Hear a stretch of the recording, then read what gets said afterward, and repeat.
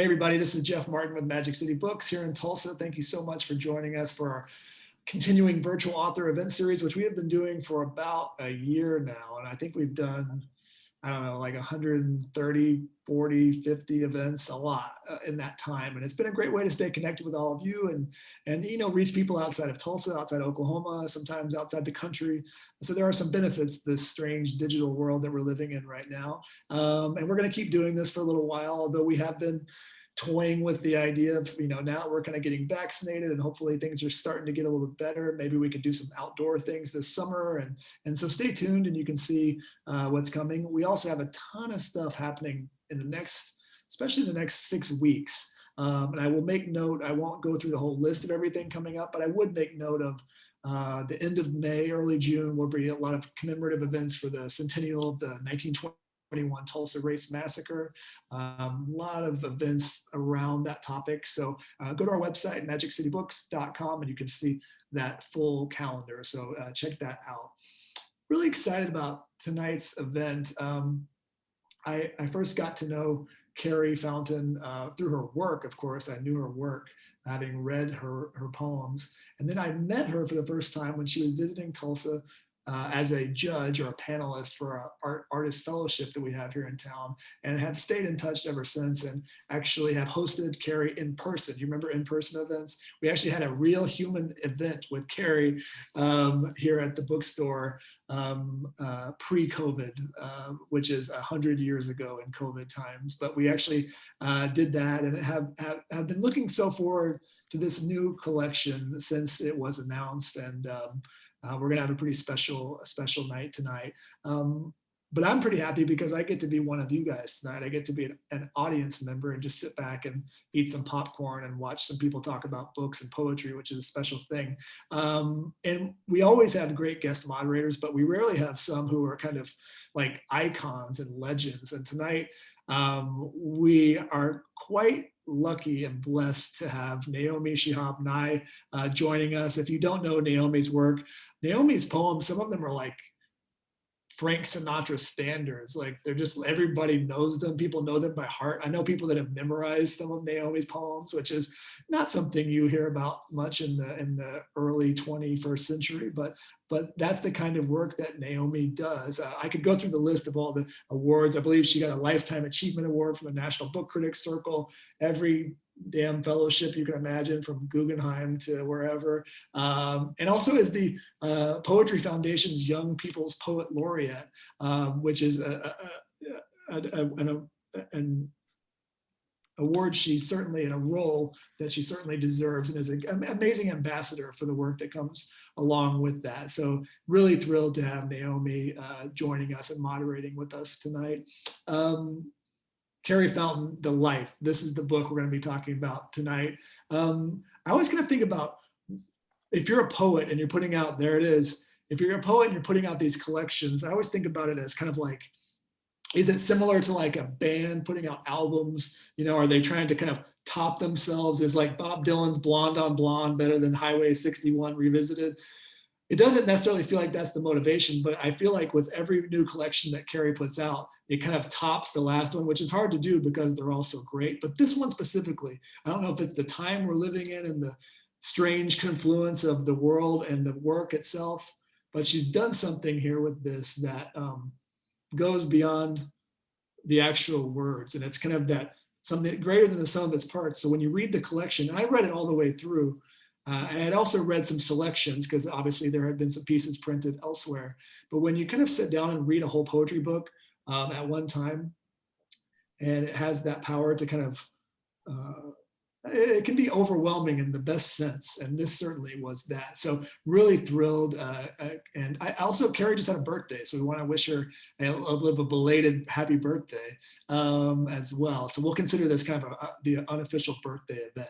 Before we jump to that though, and turn it over to these two amazing poets, I would of course like to encourage you to get a copy of The Life. And you can do that by clicking into the chat here. We'll be posting links to that. We want to get Carrie on the Oklahoma bestseller list. All you have to do that is buy this damn book. That's really easy to do. You just do one thing. You buy this book and she gets on that list, And it's just, bragging rights. We like to see that our events make that list, and it's something that we can do, and you can help us do that. Also, if you have questions tonight, please drop those into the Q&A, and we'll get to a few of those as we go. So anyway, on to the task at hand. Two amazing writers, Naomi, Shihab, and I, Carrie Fountain, thank you for joining us. I'll turn it over to both of you. Really appreciate you being here with us. Thank you so much, Jeff. We are grateful for your warm and beautiful hospitality. I have always been a fan of Tulsa, and I would love to come to Magic City Book someday in the flesh and be there with you. But I'm so grateful that Carrie Fountain, one of my favorite, not only favorite poets in the world, but just favorite all around people in any way you can imagine, one of my favorite people in the world, that she invited me to be with her here tonight. Thank you, Carrie. It means so much to me, and happy birthday to you. I have never been connected to Frank Sinatra in any way that I know of, so I'm a little bit thunderstruck by that. And right as you said that, some thunder started crashing over my house. Once again, we've been having heavy rainstorms for numerous days now, so I hope they won't take over my computer. But we're so happy that all of you have joined us tonight. I can vouch for this book. I can urge you to order more than one copy of The Life. And I can also say that this book has the greatest cover, The Life, Carrie Fountain, written in glitter, which means so much after you read the poems in this book. Written in glitter. This is one of the great covers of all times. You will want to just keep it out on your shelf, on your desk, to look at it. It's terrific. Carrie, thank you again for inviting me to be here. I'll just say a couple of things about your bio for people who don't know you. And I love how the three of us tonight are, well, the people at Magic City Books are in Tulsa, you're in Austin, Texas, and I'm in San Antonio, Texas. So we're kind of in this line in the central time zone, this lineup. And there's something sort of comforting about that, being with people in your same time zone after this past crazy year. But you have the most fascinating bio to me, because you are a quintessential New Mexican, in my opinion. You have a very historic family that you come from in the state of New Mexico. Nevertheless, you move to Texas and you become the Texas Poet Laureate. That, to begin with, is, I think, gorgeous. I myself made an anthology of Texas poets, and you were the title poet. And that was early in our friendship, because I loved your poem so much, and to me it connected to the state of Texas. I feel that you have this huge persona, this sensibility of largeness that encompasses not only these two big neighboring southwestern states, but the world of living and writing, all of it. Your poems have appeared all over the place. Your previous books, as Jeff so perfectly said, are also landmarks. I love all of your books. I loved Burn Lake, which was selected as a National Poetry Series winner in 2010. I loved Instant Winner, which just seemed like such a perfect title for you, because that's what you are to me.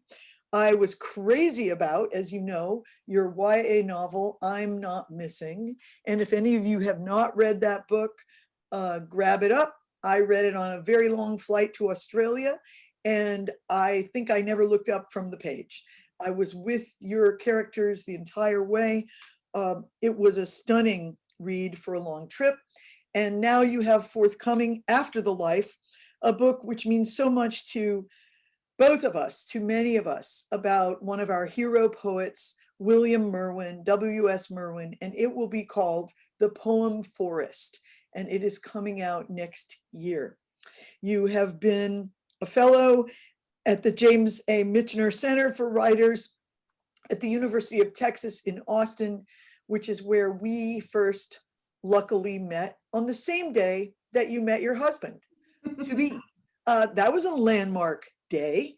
And you live in the most wondrous house, wondrous yard in Austin. And I know it well because you were kind enough to accept me into your fold. I was kind of a squatter at your residence every Sunday night for years. People will wonder about this, but I'll just put it out there that I consider you family. Someone who would take me in that many nights, feed me so many Sunday night dinners with your incredible children. You have changed my whole life, Carrie. So the fact that I adore your poems is hardly a surprise. Now, the life overtook me in single reads, as Jeff was mentioning. I think it's a very precious thing, which is what I did with I'm Not Missing. I read it from cover to cover, and I'm pretty sure I did that with your other books too. But I think it's pretty amazing to want to read a book cover to cover when you start reading it, a book of poems, because many times we all know, as much as we love poems, we might read 2, 3 and put it down and come back, 2, 3 more, put it down, come back. Your work is gripping in a way that I'll get to in a minute, that I just find so urgently necessary and essential to this life. I mean, your poems, the fact that it's called The Life is also so perfect, because this is a book to help us live the life, whatever the life may be, wherever we are in the life. So Carrie, 10,000 cheers to you. You're also a wonderful radio personality in Austin, doing a poetry show for years now that many people identify with you. A great teacher and a fabulous mom, wife, friend to so many people, and encourager in the realm of poetry, encourager to so many others. So we talked earlier today, and you mentioned that you would like to open with a poem by someone else. And he happens to be someone whose work I also revere. So I'd like to give you that space to start us off. Naomi, I feel hesitant to go on. Maybe we should just end it now. After that, I've already cried twice. Jeff made me cry as well. It's so wonderful to be here. So wonderful to be here. Thank you to Magic City Books, the greatest bookstore, and Jeff and Pat and everyone there. Thank you for having us. This just means so much to me to be sort of launching this book from this bookstore. And also, I want to thank everybody at Penguin as well. Yuliza Negron is here, and Ali Marola, Paul Slovak, my editor, and Maya Barron, who is doing the publicity for the book. It's just been an amazing group of people to work with. And of course, Emily Forland, my agent, who is just the best and also knows Naomi. Okay, so I am going to read a poem by someone else. I just read this poem like an hour ago, and it just rocked my world. And I had another poem chosen, and I decided to read this poem.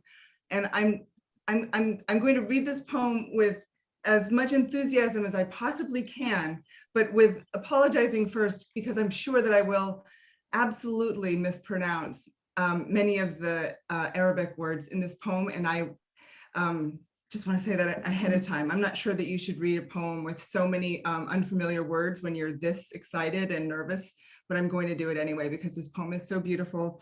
It's by the poet Faisal Mohyiddin, and it's called Allah Castles. And so it's the poem that has the title is the first line of the poem. So, Allah castles are what my son with a 5-year-old's sweetness calls every house of worship, is how I can tell he is a traveler too. Oh, how many times I've performed Shalah in empty churches, whispered Amin at Mass, made wudu before holding the Torah or the Guru Granth Sahib, nodded reverently at the statue of Ganesh in my best friend's home. God is God, is God, is a wisdom my son's already divined, that echoes through the spaciousness of his wonder. When I lie beside him tonight, recite the Ayat al-Kursi, then blow its protective blessings over his beaming face, his growing body. I too think of Allah, of his many castles, his singular throne. And that is, I'm reading that, it's published in this month's issue of Poetry Magazine. And I'm sorry, I might have stumbled over it, but I just am blown away by that poem. It's so beautiful. It's so beautiful. So thank you for welcoming me to, asking me to read a poem by someone else. It's always such a pleasure to do so. Well, Carrie, you are generous in that way by nature, and that is such a beautiful poem. And I see and I feel in that poem an impulse I feel in your poems too, a reverence, the sense, the presence of the child, the widening view, which the child's view helps you apprehend. There's a lot there to parallel, and I think that's a really gorgeous choice. And I hope that you and he get to read together someday as well, because I can really imagine your poems being side by side. At the beginning of the life, you quote Rilke, who has meant so much to so many people through many, many years, but over the past year particularly, I think so many people have quoted Rilke in different contexts. And if you don't mind, I'll read that quote. But somewhere there is an ancient enmity between our daily life and the great work. Help me in saying it to understand it. I was utterly gripped by that quote when I read it and kept reading it over and over again. Ancient enmity, and also the call out it is, help me in saying it to understand it. And that is an impulse that I feel is paramount in all of your work. Through saying, understanding comes, connections come, discovery comes. I have a feeling that you often go into a poem not feeling absolutely certain about what that will be. Would that be correct? What that discovery will be? I go into every moment of my life, not knowing what it will be. But yes, of course, yes. So you do believe what William Stafford said about how writing itself is the process through which we find things out. Yes. I mean, I think that's why your poems are so exhilarating, because we are making that discovery along with you. We're pulling these threads together. You're doing the stitchery and your phrases, your lines, your unbelievable just images. I've written in your book too much. Just the images which grip us, which won't let us go. Would you just read us one of the poems from this book that you would like to read? Your choice, and then I'll call on my choices. Choice. Well, yeah, I will. I'm going to read this poem called Cold. And my children and my husband are inside watching this in their living room. And so here's Nene, everyone. Hi to all of you. Yes, yes. So this poem, though, is sort of about the way that my son watches television and narratives. And if there is a bad guy, he just always has this deep hope that they're going to turn good. And he voices that a lot. And this last year, I think has been, not this last year, this last 5 years, has been a lot of like my children coming to, I think they overhear things and they understand, things, and they're very conscious of wanting to know what is good, if someone is good or a bad person, right? And it's always more complicated than that, obviously. So this is sort of where this poem comes from. It's called Cold. Wind through the night, cold wind to blow the dried skins away, maybe. We woke to find the 1,000 yellow leaves of the pecan tree covering the backyard. What is the meaning of this? the villain in the show my children are watching asks, his face to the heavens. I think he's going to turn good, my son says. And I say, hope so, because I know how much he loves a bad guy who just needs one experience of goodness to turn good himself. Good again, finally good. His evil, so simple, just pain and fear and shame. Evil that begs to be thwarted, to be finished, solved, dissolved like sugar in water. No more next time. There won't be a next time because the curse is lifted, the lesion healed, the disease cured. We thought he was dead in the end, but then, no, look, he's breathing. He's alive. He lived. Any of us could be turned inside out like that, then right side in. Any one of us could suddenly run a finger over the tender spot, the crack that could widen, then break apart cleanly, moved by love, destroyed by love, and replaced by love. A force so strong, a wind that blows cleanly through the darkest night, a wind that blows the dried skins away until we rise again, ready to account for the damage we've done.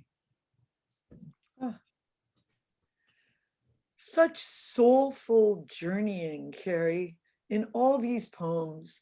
And I love how you weave conversation and the questions of your incredible children into the poems so naturally. I mean, that's just a part of the stitchery, the body of the work. It's masterful how you do that and how the poems open up. You know, they may start in a particular conversation in a particular spot, but the ways they so often open up into this realm that includes all of us, with kids, without kids, any age kids, in a sense, state of continual unknowing. And you give us those gifts of the soulful discovery because we're traveling with you through the poems. I failed to mention the name of your beloved husband, Kirk Lynn, playwright and novelist. And Kirk, I always mention you, having met you when you were in the 4th grade. You have been a part of my life even longer than Carrie has been. And it's just astonishing to have the gift of knowing you both and your work all these years. I want to look at page 82, and I want to ask you to read that poem, but I also want to ask you, how are poets supposed to be good? How in the world are we supposed to be good? What are you talking about? Well, you're good. I'm not good. You are good. You're good in all of the ways. In all of the ways a person is good, in all the ways a poet is good. You're good. I think that this is a poem. It's called My Own American Poem, and I told our friend Matthew Dickman, whose first book of poems was called All American Poem, right? I told him that, I mean, it's a little bit of a departure, I think, from the rest of the poems in the book, and it's a little bit, I think, maybe answering that question of, you know, like, do we write about the transcendent moments where when we feel like we kind of touch the hem of understanding, or do we also have to account for the gross, selfish, materialistic human that we also are? You know, we're many things at once. And so I think this poem was kind of written from inside, you know, the middle of the Trump administration, and, you know, thinking about what it means to be an American and all, you know, these questions that come up. And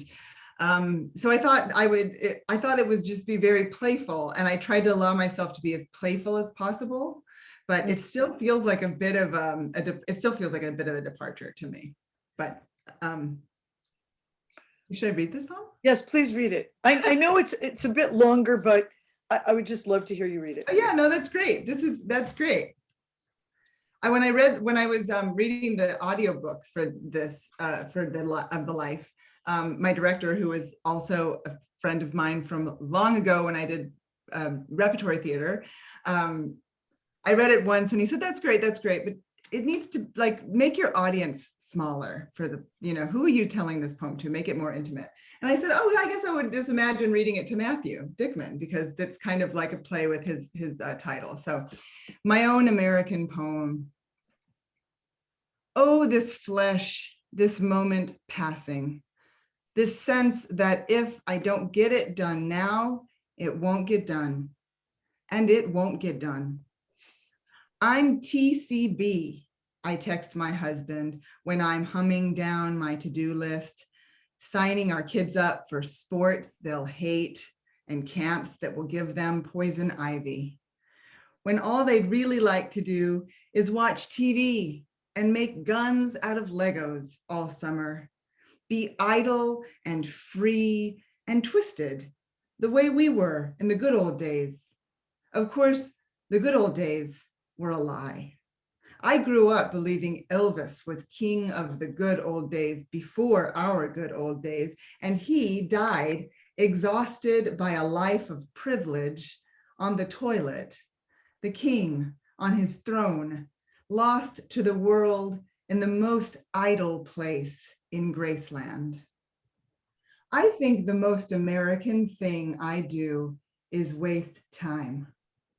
American both to think of time as something to use and American to fail to use it. Last night, the swift, bitter cold of climate change froze the cactus. But this morning, the sunrise reflected back the smoke of a distant forest fire, a real stunner. My problem is I am not good the way poets are supposed to be good. I look at the night sky and only want one more chance to find the boots I saw at Nordstrom and didn't buy. We have a sitter is what I want to yell into the night, victorious when we have a sitter. I don't know. I no longer wish to live by the laws of coincidence, yet otherwise I struggle to find meaning. I have nothing to teach by word or example. I have no good stories, no good ideas. And if I did, I wouldn't want to share them with you in a competition of words and images. Or maybe I would, but only if I win. Carrie, you're so funny. I really felt the humor in this poem, the honesty, the self-deprecating honesty of lines. Like, I just love having a terrific poet say, I have no good stories, no good ideas. I mean, that really makes me laugh because, by the way, this poem appears toward the end of the book. So you've already fallen in love with all these great poems. And then the poet admits this. And a line as clear and compelling, engaging as I struggle to find meaning. Who wouldn't embrace the voice of this poem? Of course, the good old days were a lie. And the funny part about how we try to fill our time or fill other people's time, because we're so compulsive about that now. And I often do think about growing up in the days when we were more idle and free and twisted, and mine were, way before yours. And I love those days, just the empty nothing days. Those were the real days of my life.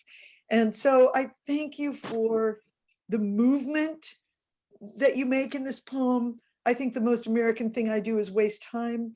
It's also as if you console us. You give us permission, yes, to feel these things. People are commenting on the greatness of hearing you read, but also how a line like that, the permission in that line is so brilliant. It's so helpful, Carrie.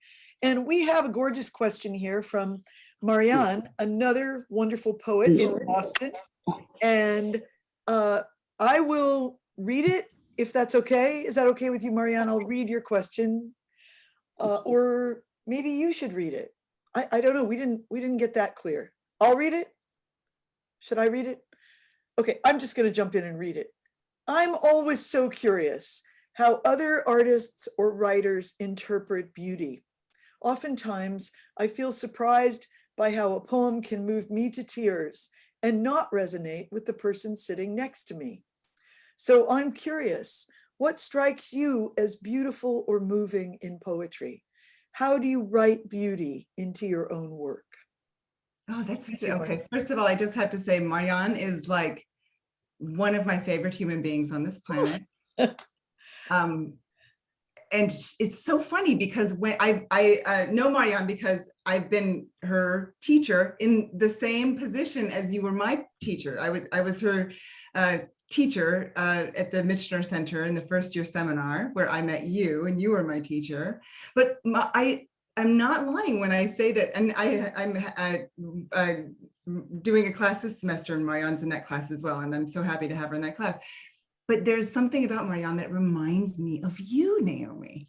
Isn't that amazing? Well, it could be our Middle Eastern backgrounds, perhaps, but that's a very big compliment. It's a spiritual thing. You guys have. That's a huge compliment to me, Marianne. I don't know how you feel about it, but I feel great about it. Thank you.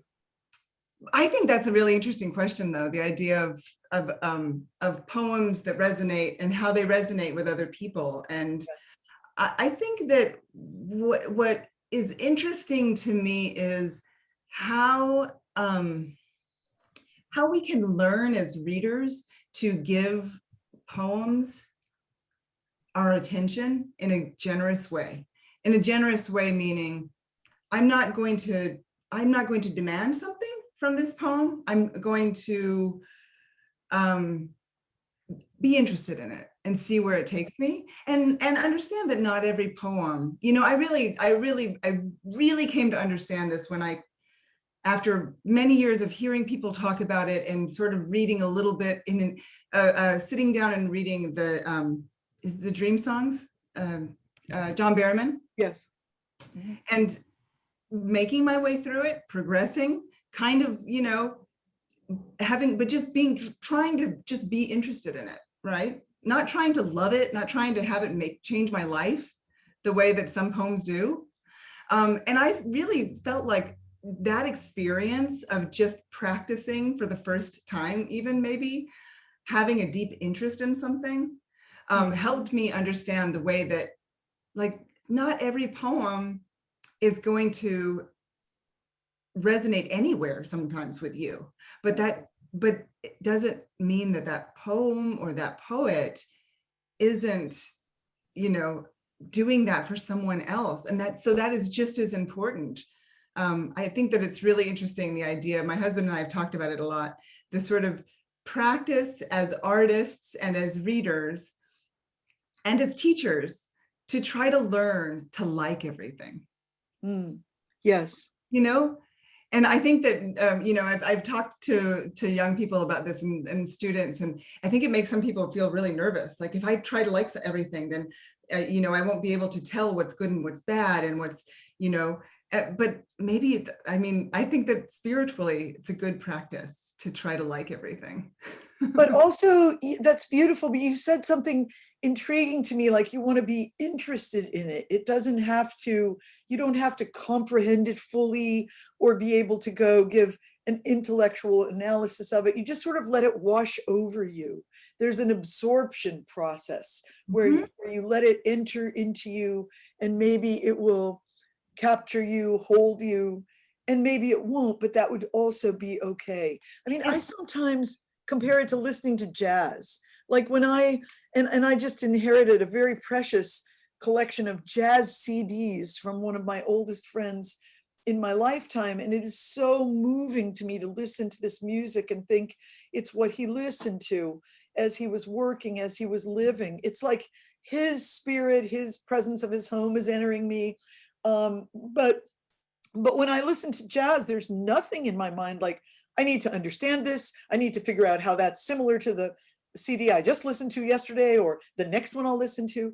There's sometimes, I think, an overly analytical mind which kicks into gear when we listen to poems, and we expect them to be too comprehensible or too dazzling or too something. But the beauty in them may emerge more truly if we just do what you said, allow ourselves to be interested, see what rolls through, uh, what rolls through our minds as we listen. Could you possibly connect it to listening to William Merwin read his poems? Because that was a very deep experience for both of us in our lives, hearing his own voice read his incredible poems. Right.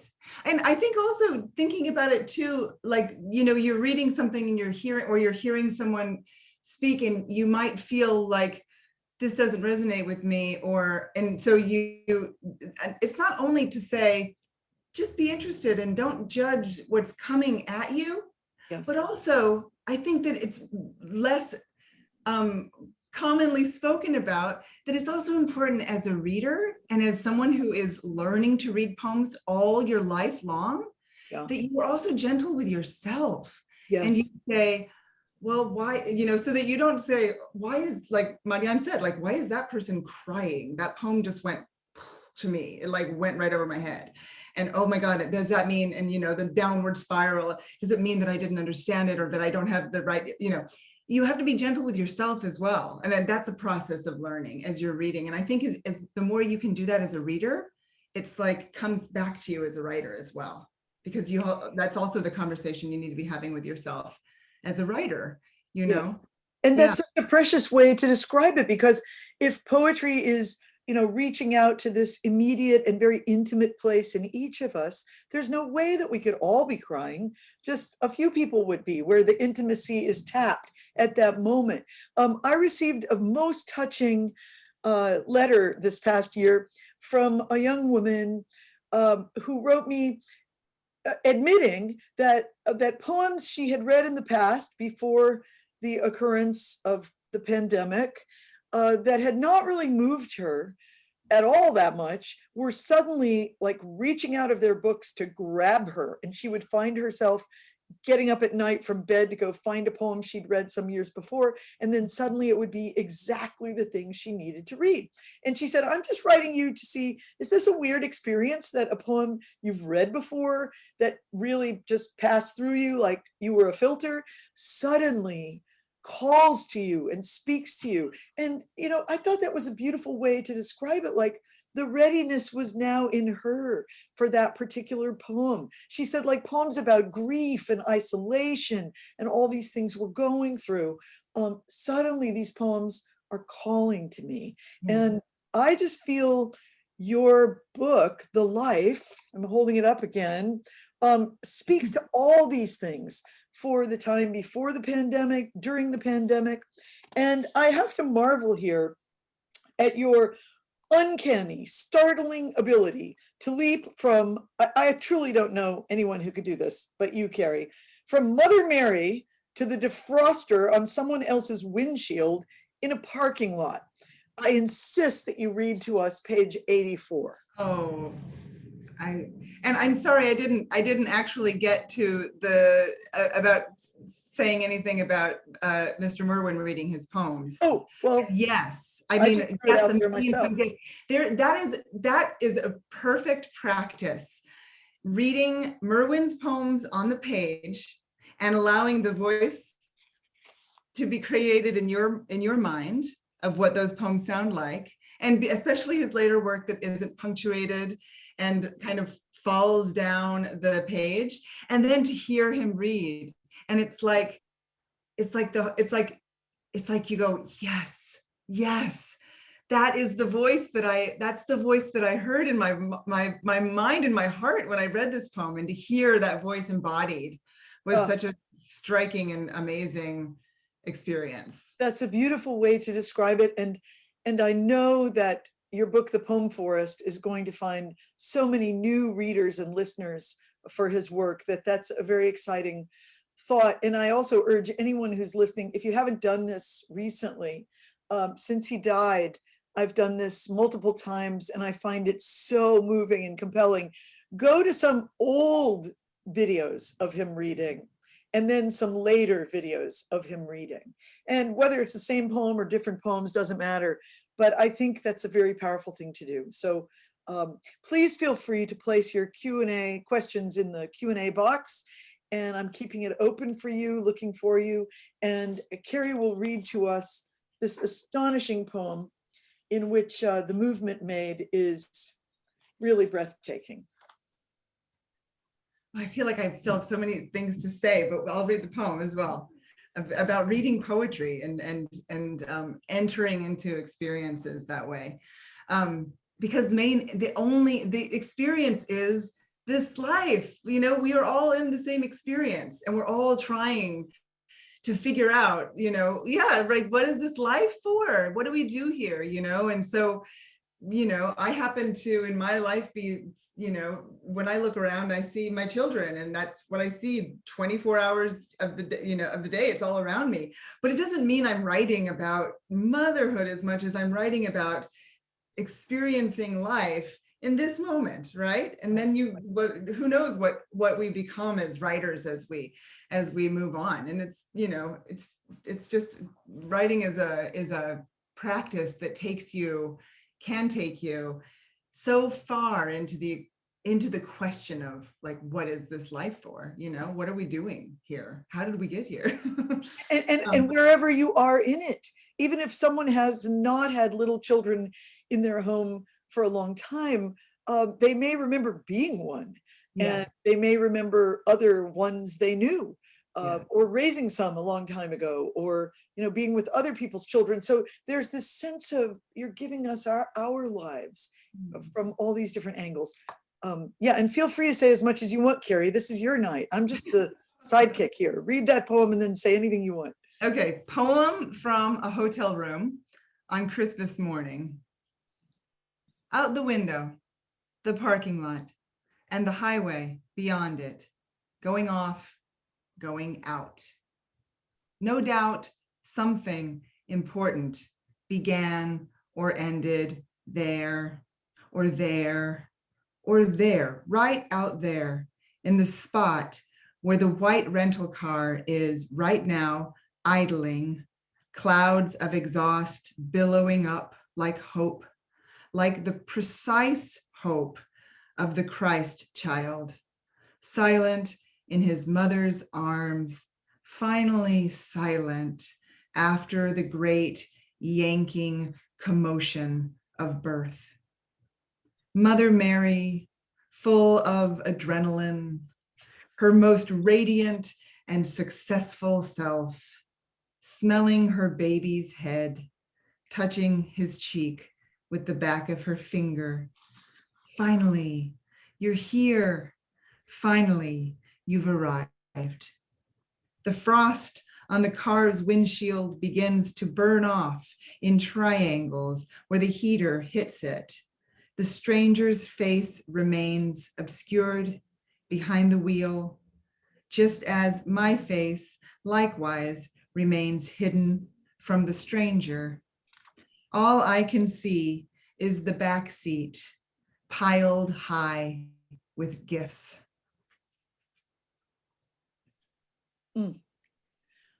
Piled high with gifts, Carrie. That's what your poems are. There's another poem. I won't ask you to read it because it's a little longer, The Parable of the Gifts, but it's definitely one of my favorites in this book. And also to our listeners tonight, it's one of the reasons why this book would make such a great gift. So I think everyone should order like 2 or 3 of them so that you will have gifts for the future for when you need them. But there is that sense of life itself as resonant gift, every moment as possible gift, and many things balancing on the apprehension we're willing to have.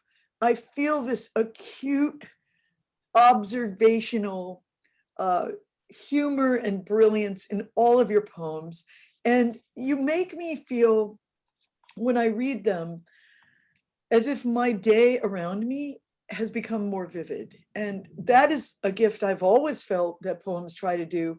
But you do it not only with the moments or images themselves, but with the crazy narrative of whatever we might be living through at the moment.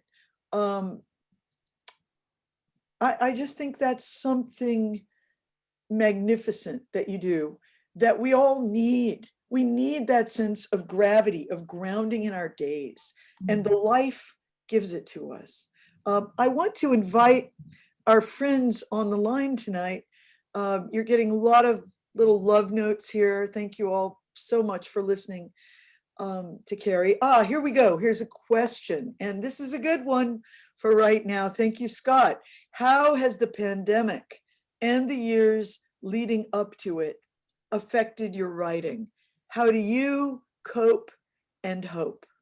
Cope and hope. Cope and hope. Great. That's all we can do right now. Oh gosh, that's such a, well, right. The years leading up to the pandemic were, some years there. And then the pandemic. And I think that, the pandemic is such an exceedingly curious experience as a human, because it is happening to all of us. No one is left untouched by it in some way. That's right. And yet it is also like a deeply personal experience, So I think that, I think that in terms of how, I think that my writing is a practice, and I try to keep it up no matter what. So I don't know that coping and hoping has affected my practice of writing, but it has definitely affected my ability to just have attention. And that is really what writing is about. It's about handing over your attention, or not handing over your attention, about not handing over your attention, really, about sitting and looking around yourself and saying, what do I see here? What is happening in the, space directly in front of me right now, the cat or the dog or the child sleeping in the bed.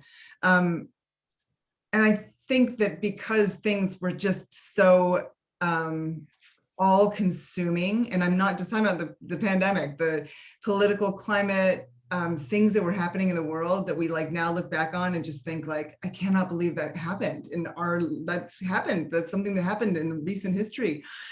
Just so many tragedies and travesties.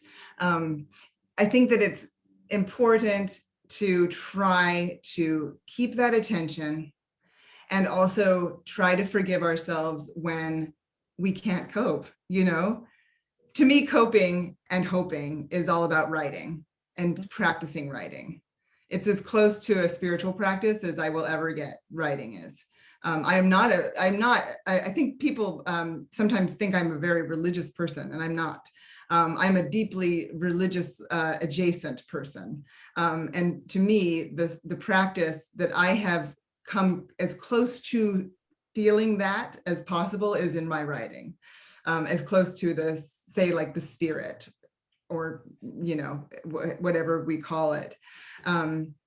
So I think that when that is inaccessible to us because of what is happening around us, we also just have to, the older you get too, the more you can say, okay, this has happened before, you've lost the practice, and it comes back, always comes back. It's generous. Your mind is generous.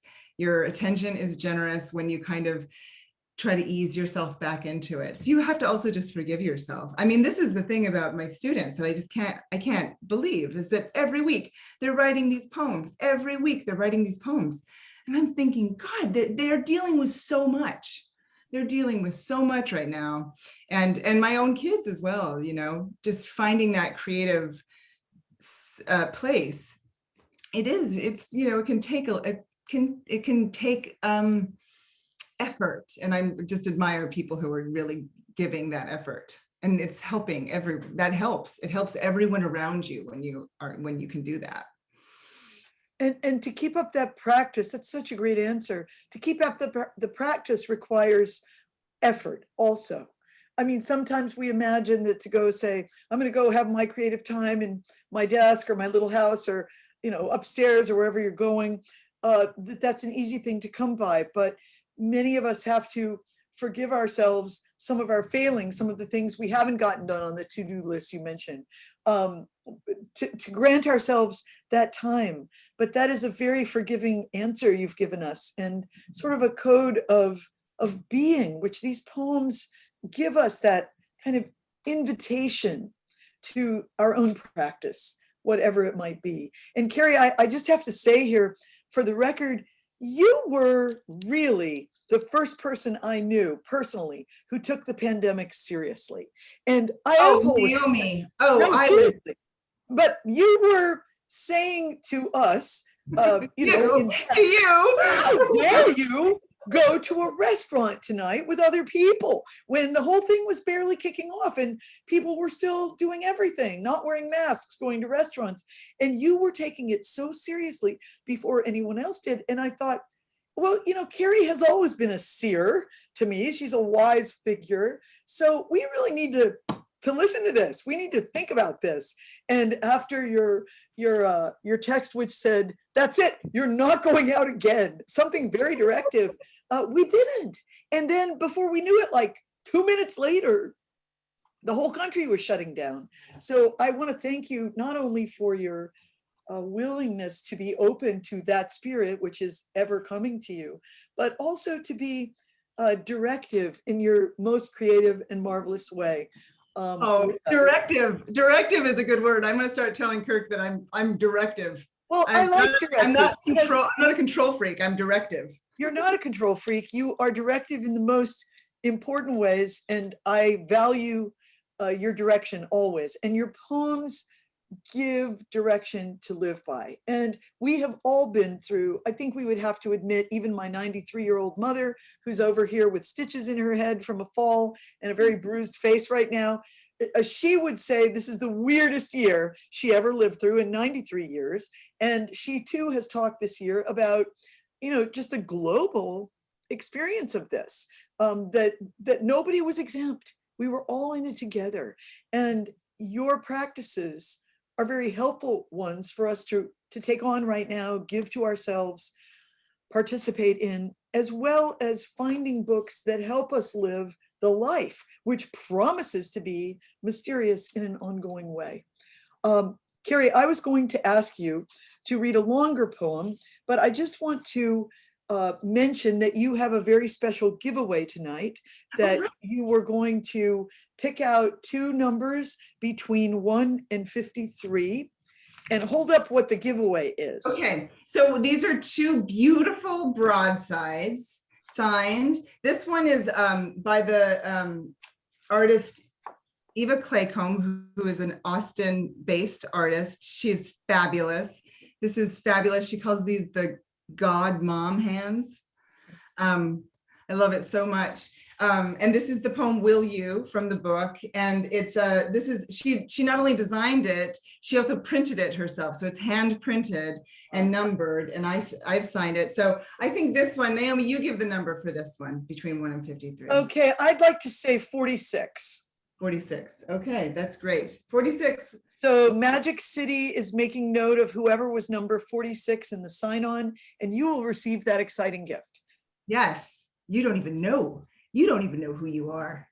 And this is another broadside from the collection, a painted, it's hard to see with the light, a painted broadside.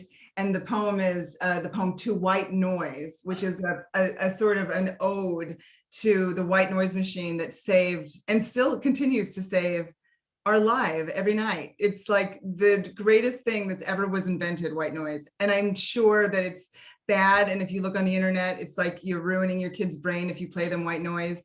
But nonetheless, it has saved our lives. And so this one is by another Austin artist and poet whose the name she goes by Taya, but she writes under, well, her actual name is Tayasha, I think maybe, and her last name is pronounced, I hope, Kitayeski. Kitayeskia? Okay, so you pick the number for that one. Okay, so that, let's say, I'm gonna go low and say number 12. I knew you were going to say number 12, Carrie. Did not. I swear I did. I should have written it in the chat before you even said it. I knew it. And number 46 was Jared Harrell. Congratulations to you. And Yes. we have one more question and one more poem that I'm going to ask you to read. I'm going to ask Carrie to close us down tonight with the reading of one poem. The poem is Try Me on page 79. Oh, I a little love tiny that one. as a closing poem. But Well, I want you to know that I love all of your poems, as closing poems, as opening poems, as poems to live with. This is a great book, The Life. I cannot recommend it highly enough. Carrie, it's such an honor to know you. And here's the last question from Jen. So many of your poems seem to be steeped in another question by Rilke. Why should you want to give up a child's wise not understanding? Could you speak a bit about the reverence in your poems for the things your children do and say? Does your reverence for those things come more effortlessly than some of the other things you write about? I love that question. I love being here. I love that question as well, and it reminds me of the other thing I have directly in front of me is the book William Stafford's "You Must Revise Your Life," and William Stafford always in interviews when they said, you know, when did you start writing? He would say back, when did you stop writing? Right, and that child's mind, and I think probably. The things that my children say are astonishing to me. I mean, they're astonishing. And my children are great and they're wonderful, but all children say these things.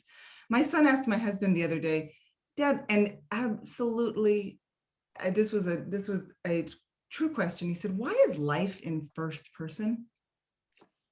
And my husband said, what? What do you mean? First person. He said, why can't we see everything like in third person? Carrie, I think that's the name of your next book. I had to throw that out there. That is so beautiful. Oh my gosh, I love that. It's so amazing. Yes. Yeah, who could resist things like that? Thank you. Right. Yeah. for So you just write. You everything. write them down. Yeah. you Okay. write 'em I'm down. going to write. I'm going to read. Try me. Try me, says the heart that feels itself lost in a world of hearts, unknown by others. Excuse me, says the body. Feed me, says the child. Feed me what, says the mother. Feed me, please, says the child. That's better. Today the world will open as it does every day, and that scrim behind which you hide, you will push at it. You will try. Someday it will give way. And what will you find looking back at you? Who will your true audience be?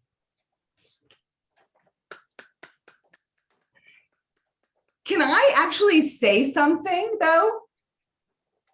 Before this just occurred to me, this is a bit of a housekeeping thing, but everybody has to be here because Jared Harrell was also someone who pre-ordered the book, and I already have sent off just today that particular broadside to that particular person. So I think you need to choose another number, Naomi, because his is already in the mail.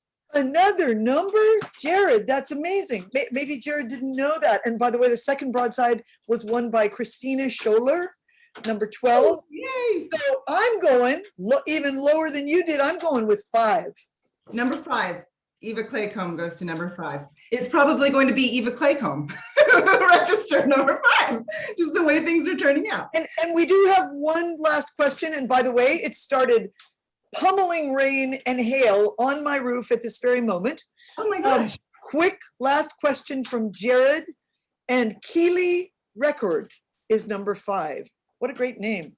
Okay, one last question, and maybe we could close out with this one. Yes. Thank you again to Magic City Books. Everybody order Carrie Fountain, The Life. Jared asks, I just adore the vivid personal introspection and humor in your first two collections.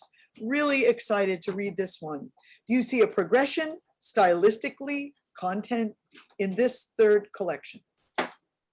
Well, I think that in the way that we move through life and our attention goes through the world. And, I think back about my first book, Burn Lake, which Naomi, I should say just very quickly, I had written this book for 5 years. It was taking me forever. And I finished a draft and I took it to you and we went to lunch and you'd marked it up and you said, it's not long enough and it's missing something. There needs to be another set of poems that go through this book. And I was just crestfallen. And I said out loud, I said, how long is that going to take? Because of course I've been trying to finish this book for years and years. And you said it was October and you said it'll take and you'll be finished by the end of the year. And I said, of course, to myself, you're Naomi Shihab Knight. You're like writing a poem under the table right now. You write like so much, but you were right. And I did what you said to do. So the moral of that story is everybody do what Naomi says to do. Well, I think we just operate as seers occasionally for one another. That's what good friend poets can do. It's so precious. One last question. Sarah has asked, will your podcast resume sometime? She loves you and you on it so much. I will not be able to answer that question. It's too hard to say. The pandemic, when it came, we weren't able to go into the recording studio. We had interviews planned and we could never do them. And it was very hard. And I was recording poems in my closet and my kids weren't going to school and it was becoming more and more of a untenable situation. So we decided to go on hiatus. And my brilliant, absolutely brilliant producer, Rebecca McEnroy,